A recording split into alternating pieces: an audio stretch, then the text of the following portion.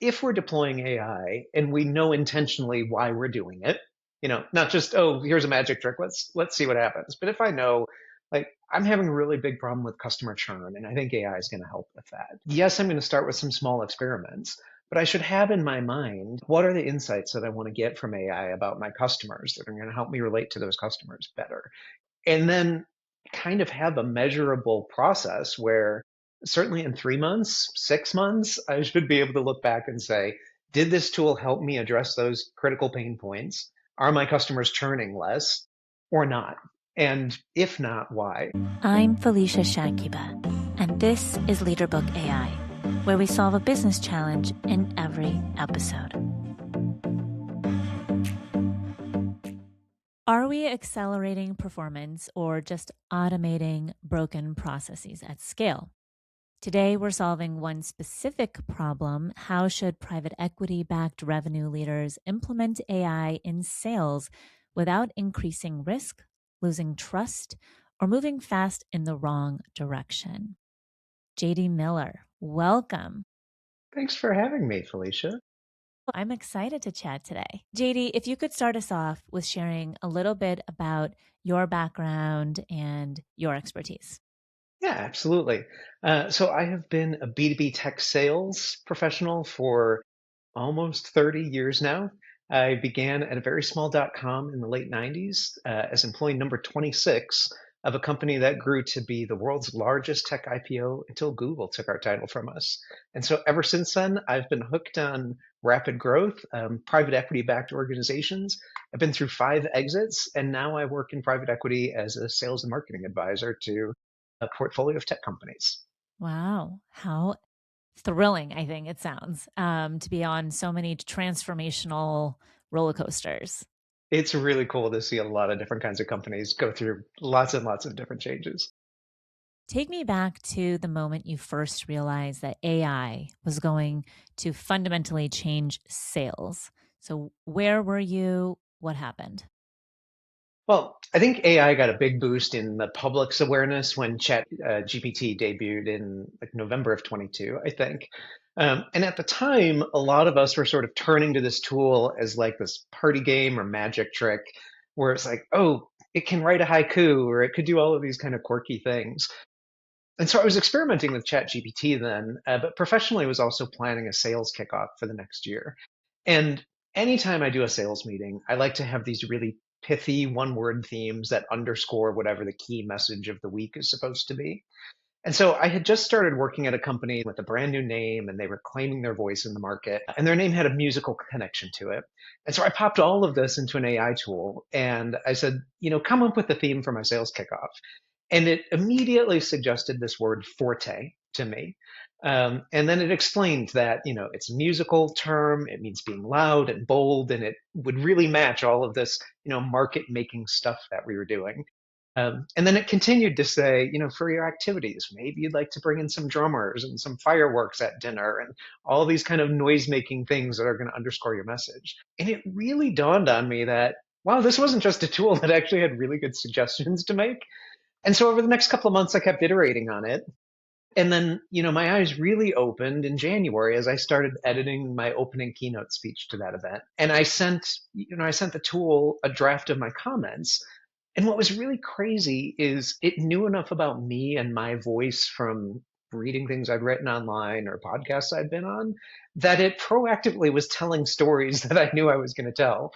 And it's not always right, but it was maybe 80% accurate and a huge time saver on me getting that keynote written. So that's really when I started to realize that we were just in the beginning of something that was going to be really helpful in a whole variety of different contexts. Yeah, I love it when my tools just know a little bit more about what I'm thinking. It's almost like a mind reader. And I thought, gosh, yeah, I probably should have mentioned that, but it already knew it about me anyway. So that's always a delightful surprise. When you started digging into it, what was the very first question that you asked yourself about where AI actually belonged in private equity backed orgs? Well, so I come from a social science background. Before I started working in tech, I earned a PhD in organizational communication. And so I've really spent the last 25 years or so really thinking carefully about the intersection of business, technology, and humanity. And so, many times, I think like a lot of organizations, as I started to think about the role of AI, it wasn't, how do I stick my head in the sand and pretend it's not going to be here? But it's how do we balance that technology with, the business needs and the humanity of our employees so that it doesn't go too far. Yeah. And as I started thinking about it, it really reminded me of that very first sales job that I had. I was working for a web content management company, and our sales pitch was sort of, I'm calling from the internet. Do you need a website? And, back then people were really worried about what the internet was going to be. And one of my first customers was one of the big airlines who bought our product to, suddenly let people buy tickets online instead of call 1-800 airline and, talk to a person to book that. And so, when I started thinking about where AI fits in revenue organizations, it reminded me of those questions people had back then about where do .coms fit? Because people were so worried about all of the call center agents who are going to lose their jobs because they no longer were going to sell you the ticket. And what happened is when we made it easier for people to buy tickets online, today travelers are traveling 300% more. And so those call center agents maybe aren't booking the ticket for you, but they're doing all of these other like customer service humanity things. And so I think, the same thing is probably true of AI is it's going to automate some things that we do, but it's also going to create opportunities for us to really double down on our humanity and do all of that empathy and trust building and relationship building and sales. That really is a competitive differentiator for us. Do you think that it would lead to more sales, like the more empathy, the more trust building? Do you feel like those are factors that lead to enough, not just more sales, but enough sales to warrant the purchase price or the cost of AI integration? I do. I think AI helps us develop a lot stronger relationships. So if we think about my first interaction with AI, that said, I've read everything JD's written, I've listened to every podcast he's been on, and here is his voice. For a seller who's getting ready to go on a sales call with somebody, the ability for an AI tool to really quickly consolidate everything we know about that person or the company or the challenges that they're facing can really start to seed them with immediate points of connection and immediate points of how do we solve problems and how do we start developing a relationship. So I don't waste half an hour with a blank sheet of paper how we used to in the 90s and say, tell me about your problems and tell me what keeps you up at night. I can jump right in as an informed participant and say, I saw this quote of yours in the news and it suggested that you have this issue and here's how my solution is going to solve it. So I think, yeah, I think AI is going to help us, really be better at the human side of selling because it's taken a lot of the routine automated background tasks off of our plate. When do you think that extra revenue, that boost shows up? Because it's not going to be, tomorrow, like the next day, right? I'm just curious, like how long should leaders wait to expect that metric to change? Well, and so I just wrote a book about this. I started researching AI tools in sales, and it's coming out in April of 26, this, handbook of sales tools. And I think you're right. It's not going to be you're going to put in this tool and the next day something is going to happen. But I talk in the book about a process of taking us from quick experimentations and really finding the leading indicators that suggest something is happening and, continuing down the journey. And so I do think if we're deploying AI and we know intentionally why we're doing it, not just, oh, here's a magic trick, let's see what happens. But if I know like I'm having a really big problem with customer churn and I think AI is going to help with that. Yes, I'm going to start with some small experiments, but I should have in my mind what are the insights that I want to get from AI about my customers that are going to help me relate to those customers better. And then kind of have a measurable process where certainly in 3 months, 6 months, I should be able to look back and say, did this tool help me address those critical pain points? Are my customers churning less or not? And if not, why? What's wrong with the relationship or the recommendation or the process that I still need to go back and refine. Yeah. So just this constant or continuous learning of how to tweak the workflow or the sales cycle based on what the differences are between pre like leveraging AI and post. Yeah, and I think private equity firms in particular are good at this because even outside of AI, anytime private equity invests in a company, they talk about what's the investment thesis. And they always have a theory that, with our investment, if we change this process, if we change this person, if we merge these companies, it's going to lead to these results. And so, the best PE firms for years have gotten really good at naming their thesis, looking at measurements, testing the thesis and the results, across pretty short time frames. And so I think AI is just another avenue or another tool in that, total box of implementation or work with a portfolio company to see if we can get better results. Yeah, that makes sense. Which is why I think PE is so interesting because they see like the bigger picture, at the 30,000-foot picture of what's happening. I really want to double click on what you had mentioned earlier because in your work, you started interviewing portfolio companies and evaluating over 150 tools. So, what did you expect to find in your investigation and what did you actually discover? Great question. So you're right. About a year ago, I realized that AI is, not just a fun little toy, but it's really something that people are using for really serious sales things. I said, I want to get smart about this really fast. So fortunately, I work with a PE firm that's got a couple of dozen companies that we're invested in. And I began by just talking to every CRO I could meet and say, what are you using AI for? What are the processes? What are the tools you're using? And then I started to augment that with internet research. And I was really, I guess I shouldn't have been surprised, but it's a really crowded marketplace. Again, it reminds me of that .com boom when everyone wanted to put a .com on something. And so all of a sudden, as I started looking at sales applications of I found 158 different companies that claimed to be an AI powered sales tool that was going to make your sales organization, become better. And so really you could name any part of the sales cycle. It's using a synthesized, simulation of my voice to leave voice messages on scale, or is it, running 1,000 pricing scenarios and trying to figure out what's the best way to contract with a customer? There's someone pick any part of the sales process, and there's someone who says they have an AI solution for it. I think what I learned was the very best instances are those that are making you a better person or better able to do the human part of selling. And so, I used to work for a manager who talked about delegate tasks to the lowest cost resource who could do their job. And often that was like a BDR or an intern.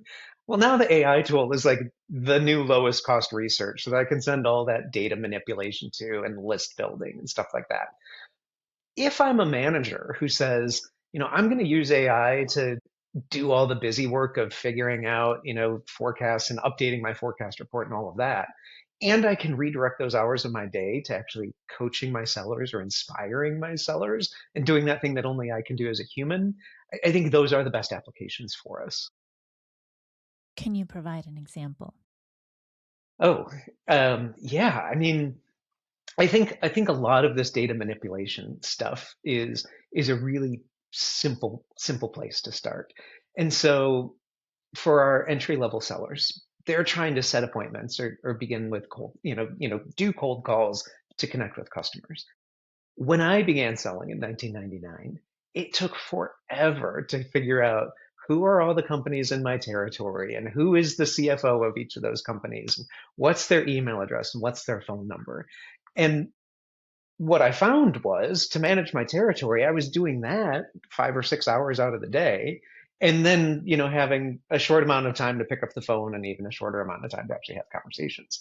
Yeah. When I use an AI tool to say, delegate all that rote kind of stuff, I can have a calling list generated for me in 15 minutes. And now that means I have 7 hours of my day to really engage with those folks and comment on their LinkedIn posts and, meet up with them wherever they happen to be speaking or, doing different things. And really starting to build the relationship instead of just chasing the data. Yeah. Yeah. Which is really exciting. I think a lot of companies are feeling the same way. But I'm curious about, was there a specific conversation that you've had with a CRO or CEO that made you think, we're either about to do this brilliantly or very badly? Yeah, and I think we're probably going to do both. And again, I think Fair. that probably is also like that dot-com boom where, you know, back then we set out, trying to, automate the, online purchase and delivery of 50-pound bags of pet food and things like that. Um, I think, and it's also as I've been interviewing these vendors, I think it's 158 vendors now that I've taken demos from or, reviewed products for. And I'm really hearing this voice in my head that says, just because you can doesn't mean that you should. Right. So, I took a vendor pitch who was talking about territory assignments. And they had all this really cool whiz bang stuff about, looking at your territory and seeing which region has people that really want to buy and highlighting those buyers to your sellers. And, there's a lot of excitement there. And when I began my sales career, we had none of that. I just had, I had a 5-state territory in the Midwest. We hoped it was somewhat equitable to the seller in Texas, who just had a single state. And so I'm listening to this vendor's pitch and I'm like, wow, this is really pretty cool. Like we can think about territory boundaries and focus or redefine the territory according to where there's really demand. And then the pitch pushed a little bit farther to this notion that, you don't have to redo territories every year. You could redo them every month or every week or every day, or you could just have a world where we don't have territories at all. And you just wake up in the morning and I hand you, you know, here's where activity is right now. And that's the moment where all of a sudden I was like, hey, the human being in that seat is really not going to like that situation. Like I want to have a relationship with my customers and continue a conversation over a course of time. And so just because it's possible for us to, get in the moment adjustments of who I'm supposed to work with, it's not going to go over well when I'm the rep who actually has to, participate in that world. Yeah. Yeah, absolutely. Can you tell me about a company that tried to move fast with AI? What did they automate first and what went wrong or what went right? Yeah. It's so I think about that word automation, and I actually don't think that's where we start first. Okay. I talk about this a lot in my book. It's got a 3-level framework, and I actually think we start with very small pilots and experiments that don't automate anything. Today you and I are on this podcast. We talk about AI like everyone's using it, and I think we're probably your listeners are probably pretty sophisticated and are probably there. But just a year ago, there was a survey that said 63% of American workers had never touched an AI tool. And so, while I'm sure that that's changed a little over the last year, people are still building their AI literacy and they're learning how to prompt ChatGPT or whatever their tool is. And so we have to start by just building their trust and their comfort with using these tools. And so, the companies that I see that have done this really well began with small pilots that said, we're not changing the business. I'm just going to give you this tool and show you a couple of ways to get comfortable with it. So it might start with saying, go take this transcript of our conversation today and put it through an LLM and tell me what I might have missed or what should I maybe do as a second step. Just as a way for me to get comfortable with like clicking the buttons and asking the questions. And eventually, after I do that a couple of times, I start to trust the output of the tools. And then we can become more forward thinking and we can turn on, the automated AI component of our meeting software and have it say, well, now listen in real time to the conversation and give me a prompt that Felicia just said this name of this competitor or, talked about this business problem. And now feed me the script or the talking points that I should use to respond to that. Um, and that may be enough, and just that kind of level 2 use. Certainly at the end of the day, we imagine a world where we're going to have these automated bots that, work on my behalf and speak in my voice and maybe have a whole bunch of email exchanges with you under my name and I'm not involved in them at all. But we can't start there. We have to begin with like trusting the tool, getting comfortable with the tool, really training the tool so when it's going to speak on my behalf, it doesn't lie and it doesn't, promise things that I wouldn't promise and so on and so forth. And then, of course, there's going to be a lot of governance and legislation around that covers a lot of these things too. Yeah, I have to agree with you wholeheartedly on everything you just said. I think that there's a movie that my kids watch, and it's about like ants, and it's a joke. There's a joke in the beginning of this movie where the ants are following a line, and they're, carrying their food, and then all of a sudden one ant like steps out of line on accident, and then the whole line just freaks out because something has changed, and then they have to like carefully bring the line back in, and they feel better. And it's such a funny moment, but change, even the slightest bit, is scary and very uncomfortable. And we as humanity, I think, need to build the resilience a little bit more to change and what that looks like. I mean, I would consider myself very adaptable, but I also am like, I have to do this thing differently, and I'm like, and it could be the smallest thing, but it's about, I'm thinking about the unknown. And it's like, how much time is this going to take out of my day to learn this new thing that may not work? I think that that part, the unknown, the ambiguity, is a little bit scary. But if we can figure out how to build that muscle, I think we would be able to absorb AI a little faster, and be able to be open to that creative workflow. If that makes sense. I think you're exactly right. I think about, I was a late adopter for a person who has a PhD in communication and technology and online groups. I was a very late adopter to Facebook. And I was like, that's just a fad. Like, I'm not getting involved in it. And I woke up one day and I said, holy cow, everything in the world is on Facebook and the businesses I work with want to interact with me. And because I haven't even tried, I'm totally left behind. And so, it's really taught me then, when the next waves of tools come, and there's always going to be another wave, we have to at least, you know, dip a toe in the water and learn something about it because you don't know what's going to take off and how deep it's going to get ingrained in the culture. And Yeah. to stay relevant, we've got to use them. Yeah. One more point on that, which is I think that a lot of like the biggest factor of how people can change, especially with an enterprise, is really going to be around leadership. And it's what we've discovered in our research. And I don't think enough people are talking about that as a factor. I think a lot of people are talking about it where a lot of the action happens, right? Which is within departments or with colleagues in a specific type of workflow or situation, right? But if you step back and you think about, well, how do I make change for the entire organization to kind of row together?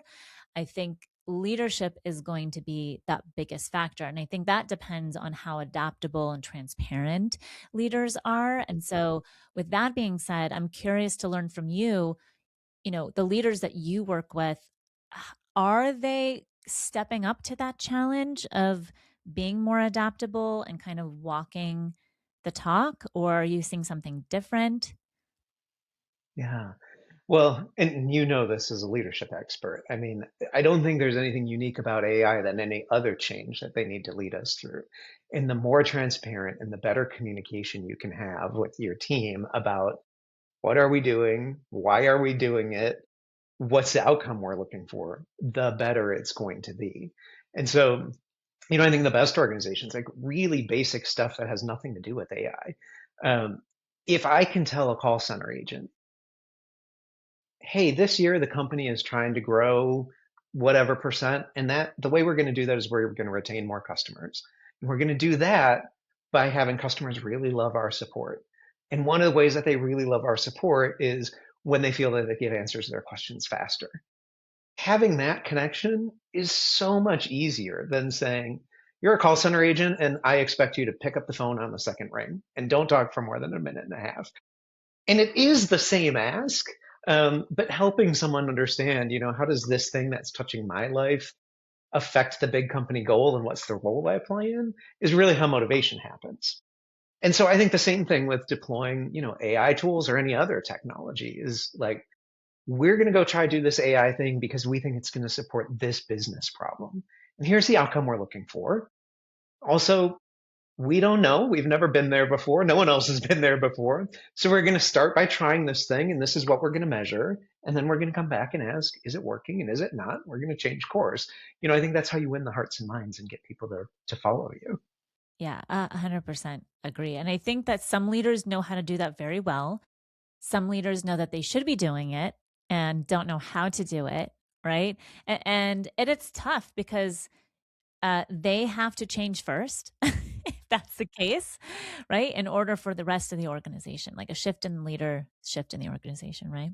Absolutely. Somewhere in all of this, and kind of what we've been talking about, I think, there is this tension between automation and humanity. When did it become clear to you that AI should enhance the trust and not replace it? Yeah. I mean, I think that's a really great question. Um, anytime especially in sales. I'm not sure. I've not run finance teams, I've not run programming teams, but in sales organizations, it's really clear to me that, I'm not really about pushing a contract. I'm really about building a relationship, building a solution, and solving a problem there. And that fundamentally is a human experience. And it's about creating a connection, and it's about creating consensus with groups of people about when we buy this product, this is what it's going to do for us, and all the rest of it. The organizational, PhD in me did tons of research on like group decision making and, how actually even in sales, it's not just saying, here's the ROI that you get from this product. It's also often, here's your personal agenda and here's, the political stuff that's going on. And so, good salespeople have always been tapped into that kind of humanity piece of what their job is. And so when I look at tools like AI, we always have to remember that although they might feel like people, they're just pattern matching. Yeah. When I tell AI I'm having a bad day, it has learned that the patterned response is, I'm sorry, I hope tomorrow feels better for you. But it really doesn't have any sense of emotional understanding, perspective taking, sense of self to engage in that. And so when we think about AI in sales processes, then, there's a whole lot of things that it can do and make us better at, but it isn't going to be good, or it isn't yet good, maybe in science fiction movies, at really having the interpersonal connectedness that the best salespeople have. And so I believe like AI is going to give us more time to do even more of that. And the people who double down on their interpersonal skills, their communication skills, are going to have long, long careers. Can you give us a specific example where you can kind of share exactly what that looks like? Yeah. I think one of the places that I'm thinking about this tension now is, the legal kind of element is finally catching up to us. I love the state of Tennessee has this law they call the Elvis law, and they've figured out the cute acronym. But what they're trying to do is say, you know, AI is capable of simulating people and their likenesses and their voices and all of that kind of stuff. But just because it can do that credibly doesn't mean that it should be doing that. And so, I think about Elvis a lot. And of course, if I put on a wig and an Elvis costume and I came to your, Vegas and performed a wedding for you, you'd know that I wasn't really the king of rock and roll and you'd understand how to do that. If I showed up in your hometown and I put on a wig and a suit and I walked around and said I was the CEO of your company, people might not understand that that's not who I am. And AI is making that even more possible for me to take someone's photo and their voice recording and start injecting that into little 5-second commercials that talk about how great my product is and all of that. Now, at the end of the day, I think we resolve these issues, with common sense. We shouldn't need Tennessee's Elvis Act to tell me not to do that. Like we all know, I shouldn't go pretend to be your CEO. I think that our innate sense of right and wrong kind of tells us when to use these tools and when not to. But I think those are the kinds of blurring the lines of humans and technology in these fundamentally relationship building contexts that are going to be more fraught and more legislated over time. Looking back now, if you were advising a CRO stepping into their first private equity backed company tomorrow, what story would you tell them about getting AI right? What are the tips and tricks that you would make sure that they hear from you? Yeah. So I do think back to those late 90s when we were talking about how the internet was going to change the world. And, probably 90% of the things that we were predicting back then never came to pass. But some of the things that seemed so wild and out there actually did. I remember working with a computer scientist named Tom Gruber who told me he was going to build this way that you could talk to your computer because it would be a much better user interface than the point and click mouse that you had before. Well, I thought that idea was totally ridiculous.